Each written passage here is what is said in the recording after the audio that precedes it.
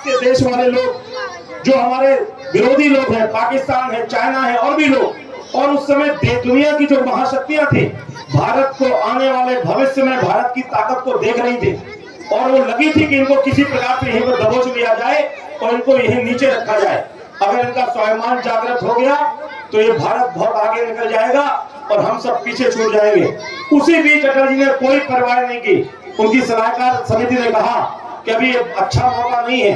अटल जी ने कहा कोई मौका नहीं, छोड़ो, तुमसे ज्यादा विदेश नीति हमको आती है। उन्होंने कहा सीधे जाओ, परमाणु परीक्षण करो, जिसको प्रतिबंध लगाने हैं लगाएंगे, हमारे हिंदुस्तानियों में ताकत है, हम प्रतिबंध में भी जीना सीख लेंगे और भारत को ऊपर ले जाएंगे। और उन्होंने वो काम किया। और आज आप देख रहे हैं ये विचार की ताकत है। उस विचारधारा, अटल जी का कोई पुत्र नहीं है, कोई पौत्र नहीं है, कोई परिवार नहीं है, लेकिन उनकी मूर्ति आज यहाँ लग रही है। अटल बिहारी वाजपेयी जी हम लोगों के बीच में नहीं है। मुझे भी कई बार मिलने का मौका प्राप्त हुआ, जब वो बड़े हंसी मजाक में, व्यंग में, बड़ी मस्ती से सबसे बात करते थे। कोई भी व्यक्ति पहुंच जाए तब भी मौका मिला, और जब वो अस्वस्थ रहे तब भी उनके जन्मदिन में हम लोग उनको उनके आवास पे जाकर के उनसे मिलते थे। मैंने वो भी दिन देखा कि इतना महामानव, जिसका एक आवाज सुन करके पूरे देश में तलवारी खड़ी हो जाती थी, आज वो इस बिस्तर पर है और वो चल नहीं सकते, अपना विचार नहीं दे सकते। और जब उसके बाद पूरे देश के कोने कोने से लोग उनको जन्मदिन में बधाई देने आते थे, और जब उन्होंने अंतिम सांस ली तो उस समय देश के यशस्वी प्रधानमंत्री श्री नरेंद्र मोदी जी उनकी अंतिम यात्रा में उनके आवास से लेकर के आपने देखा और अंत्येष्टि स्थल तक वहां पर पहुंचने का काम किया। ये एक विचारधारा की ताकत है। जो विचार अटल जी छोड़ करके गए उसको आज नरेंद्र मोदी जी पूरा कर रहे हैं। अभी आदरणीय विधायक जी ने बताया कि नदियों जोड़ने की जो हम लोग बात कर रहे थे, कई बार होता है कि पिताजी ने कोई काम किया, बेटा उसका नाम नहीं लेना चाहता। कई बार होता है अपने पिताजी का, अपने दादाजी की लोग पुण्यतिथि नहीं मना पाते, लेकिन स्वामी विवेकानंद जी हो, सरदार भगत सिंह हो, सुभाष चंद्र बोस हो, चंद्रशेखर आजाद हो, कितने सैकड़ों हजारों नाम लिए जाएं, उनके परिवार में कोई हो ना हो, लेकिन ऐसा कोई जनपद बाकी नहीं है जहां पर विवेकानंद जी या महापुरुषों के नाम के अनेक उनके नाम पे संस्थाएं नहीं चल रही हैं, अनेकों विद्यालय नहीं चल रहे हैं। ये केवल विचार की ताकत है। अटल, अगर मान लीजिए विवेकानंद जी के परिवार में अगर उनका बेटा होता, उनके आगे परिवार होता, अटल जी के परिवार में उनका बेटा परिवार होता, तो इतना उनका नाम बड़ा वो परिवार के लोग कर पाते ना कर पाते। लेकिन आज वो विचारधारा, आइडियोलॉजी जो भारतीय जनता पार्टी और जो देश के भला चाहने वाले लोग आज सब अटल जी के बताए हुए मार्ग पर और उनके द्वारा दी हुई ताकत, जो दी हुई ताकत है, उस पर आदरणीय नरेंद्र मोदी जी आज देश की सरकार को जितने ढंग से चला रहे हैं, ये मुझे आपसे बहुत कुछ बताने, शेयर करने की आवश्यकता नहीं है। आज उन्हीं अटल जी के उनकी विचारधारा, नदियों को जोड़ेंगे लोग, वो आज अपने बीच में नहीं है, लेकिन आज नदियों को जोड़ने का काम श्रद्धेय नरेंद्र मोदी जी उस बात को कर रहे हैं। मुझे भी सदन में कई बार नदी केन बेतवा को जोड़ने का विषय उठाने का मौका मिला, बड़ी गंभीरता से उस पर हम लोगों ने बात की। उसमें अटल जी के इस विचार की भी बहुत ताकत मिली, और सभी जगह हम लोगों ने ये बात जो विपक्षी दलों के लोगों से चर्चा की कि आप भी चर्चा में शामिल हो, उनकी भाषा में उसको ट्रांसलेट करा करके दिया। तो जब उनसे भी बोला कि अटल बिहारी वाजपेयी जी की इच्छा थी, विश्वेश्वरैया जी ने टेक्निकली इसको बताया था कि ठीक है, और अटल जी ने प्रधानमंत्री काल में उन्होंने अपनी मंशा प्रकट की थी, अगर दोबारा भाजपा की सरकार बनती तो हमारी केन बेतवा जुड़ गई होती। और मैं सौभाग्य मानता हूं कि अपने सूखे बुंदेलखंड की समस्या को समझते हुए श्रीमान नरेंद्र मोदी जी ने केन बेतवा जो नदी जोड़ने का जो प्रोजेक्ट है, केवल उसको स्वीकृत नहीं किया, उसको पास कर दिया, कैबिनेट में अप्रूव हुआ, उस पर बजट आवंटित हो गया, उसका काम भी शुरू होने वाला है।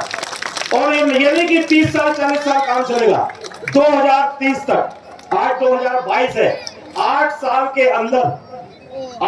के अंदर Ken Betwa river linking project complete होगा। और अपना जितना बाढ़ का पानी रने फाल में आप देखते हैं, रने फाल सबने देखा है, कितने लोगों ने रने फाल देखा? हाँ भाई, आपने देखा पानी की धार कितने फीट, 100 फीट नीचे जाती है। बरसात का पानी पूरा बह जाता है, बांधा में तबाही लाता है, बाढ़ ले आता है, आगे बाढ़ चली जाती है। उस पूरे बाढ़ के पानी को, बरसात के पानी को रोक करके दोधन बांध बनाएंगे, और उस पानी को लेकर के बेतवा में हम लोग ओरछा में लेकर के उसको बेतवा में जोड़ने का काम होगा। और रास्ते में जितने भी बांध पड़ेंगे, जितने जलाशय पड़ेंगे, सभी को नहर के माध्यम से जोड़ने का काम करेंगे। अपने भड़रा में उर्मिल बांध से पानी आता है, कई बार उर्मिल बांध पूरा नहीं भर पाता है। कई बार महोबा की पेयजल सप्लाई जब से शुरू हुई है, किसान लोग एक पानी लगाते हैं, दूसरे पानी के लिए उनको दिक्कत होती है, अनेकों कठिनाइयां आती हैं। जिस दिन केन बेतवा चालू होगा, मैं दावे के साथ आपसे कहता हूं कि आपका उर्मिल बांध हमेशा हर साल पूरा लबालब भरा रहेगा। आपके यहाँ का वाटर लेवल भी ठीक होगा, गांव-गांव, खेत-खेत में नहरों का जाल बिछा करके उस काम को पूरा करने का काम किया जाएगा। अटल जी के नाम पर एक अटल भूजल योजना चली है। ये भूजल की बात मैं कर रहा हूँ, भूगर्भ जल की बात नहीं कर रहा हूँ। जमीन के अंदर जो जल है, जो बोर करके निकालते हैं, पंजाब के लोगों ने निकाला, आज 600-700 फीट नीचे पानी चला गया और यूरिया, डीएपी, कीटनाशक डाला और उसके बाद सबकी हालत कितनी हो गई, कैंसर की क्या स्थिति हो गई। और हमारे यहाँ सौभाग्य है, हम लोग इसको जो सतही जल है, जो सरफेस वाटर है, उसको इकट्ठा करके उस बरसाती पानी जो बर्बाद चला जाता है, समुद्र में जाता है, उसको जोड़ करके पूरे बुंदेलखंड को हरा भरा करने का काम करेंगे। और मैं समझता हूँ श्रद्धेय अटल बिहारी वाजपेयी जी ने अगर इस पर ये सपना नहीं देखा होता तो ये सपना आज पूरा नहीं हुआ होता। आज इस सुशासन दिवस के अवसर पर मैं उनको पुनः विनम्र श्रद्धांजलि अर्पित करता हूँ कि उनके रहते वो जो काम जो अधूरा छूट गया था, आज उनके लाखों करोड़ों बच्चे जो आज सामाजिक जीवन में, सर्विस में, जो अपने आध्यात्मिक क्षेत्र में जो जहां हैं, जो जहां काम कर रहे हैं, वो सभी अटल बिहारी वाजपेयी जी के सपने को पूरा करना चाहते हैं और निश्चित रूप से वो सपना पूरा होगा।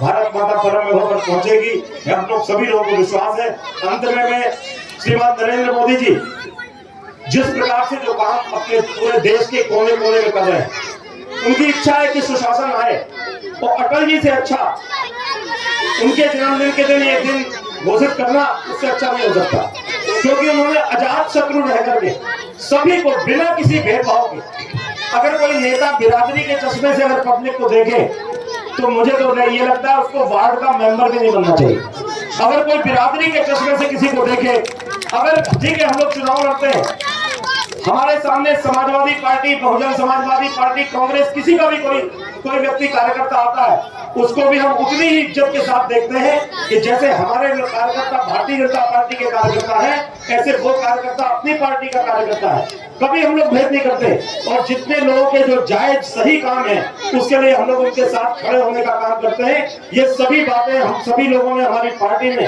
हमारे संघ परिवार से सीखी और हमारे अटल बिहारी वाजपेयी जी और नरेंद्र मोदी जी जैसे कुशल नेतृत्व से हम सभी लोगों ने सीख करके काम किया है।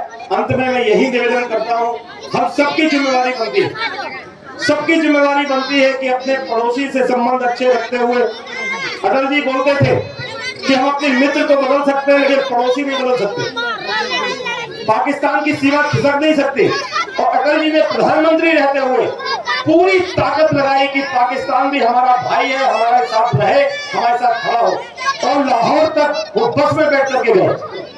आज पाकिस्तान का कोई छोटा अदना सा मंत्री बुलेट प्रूफ दफ्तर गाड़ी में बैठ के दिल्ली नहीं आ सकता, और हमारे अटल बिहारी वाजपेयी जी हिंदुस्तान की सीमा से एक साधारण सी बस में बैठ करके वो लाहौर गए ताकि वहां बैठ करके दोनों लोगों की जो आपसी लड़ाई वैमनस उसको दूर करके एक भाई की तरीके हम लोग खड़े हो ताकि दुनिया के लोग हमारी लड़ाई का फायदा न उठा पाए। लेकिन उसके बाद भी पाकिस्तान के जो निगमों ने, उन लोगों ने छुरा भोंकने का काम किया और कारगिल करके दिखाया, उन्होंने कारगिल किया। लेकिन उन्होंने, अटल जी ने कारगिल में जो उनको मुंह तोड़ जवाब दिया, उससे पूरी दुनिया जान गई कि अटल बिहारी वाजपेयी जी जितने अंदर से सॉफ्ट हैं, जितने विनम्र हैं, उतने ही ताकतवर हैं, उतने ही क्षमतावान हैं। उनको तिरछी नजर से देखना अगर किसने कोशिश की तो उसकी वो उसे अंधा होना पड़ेगा। और उनकी उस विरासत को श्रद्धेय नरेंद्र मोदी जी ने, चाहे सर्जिकल स्ट्राइक हो, चाहे किसी प्रकार की कोई घटना हो, सभी काम करके वो अटल जी के पद चिन्हों पर चल करके उस विचारधारा को चल गए, आज देश को महान बनाने में लगे हैं। मैंने बहुत आपका समय दिया क्योंकि अटल जी एक ऐसा इतना बड़ा व्यक्तित्व है कि इन पर कितना भी हो, अगर इन महीनों की चर्चा की जाए तो भी चल सकती है। मैं पुनः पूरे मंच पर उपस्थित सभी वरिष्ठ जनों का सम्मान करते हुए और पुनः एक बार मैं नरेंद्र मिश्रा जी का और अपने रामचरण जी का मैं आभार प्रकट करता हूं कि जो काम हम लोग नहीं कर पाए वो काम आपने करके दिखाया। ये बात मैं माइक से बोल रहा हूं, मंच से बोल रहा हूं। हम लोगों को, सैकड़ों लोगों को प्रेरणा लेनी चाहिए कि अपने महापुरुषों के लिए हम लोग जो भी कर सकते हो। हम लोग नहीं रहेंगे इस धरती पे 5, 10, 20, 25 साल रहे ना रहे, लेकिन हमारे महापुरुषों की अगर मूर्तियां, उनके चित्र, उनके संस्कार अगर रहेंगे तो आप निश्चित मानिए, अब जब भी अटल जी का जन्मदिन या पुण्यतिथि होगी, हम सब लोग हो ना हो, प्रधान जी हो ना हो, गांव के लोग, अगली पीढ़ी आए, लेकिन जो भी पीढ़ी आएगी कम से कम उनके जन्मदिन के दिन मूर्ति को धोएंगे, माला बनवा के लाएंगे, माइक लगाएंगे। तो जैसे हम लोग अभी उनके बारे में बात कर रहे हैं, गांव के लोग आएंगे, उन पर बात करेंगे तो लोग बोलेंगे अरे इतना बड़ा काम किया, इसलिए देश यहाँ पहुंचा है, हमको अपने में सुधार करना है और हम लोग सुधार करने की कोशिश करेंगे।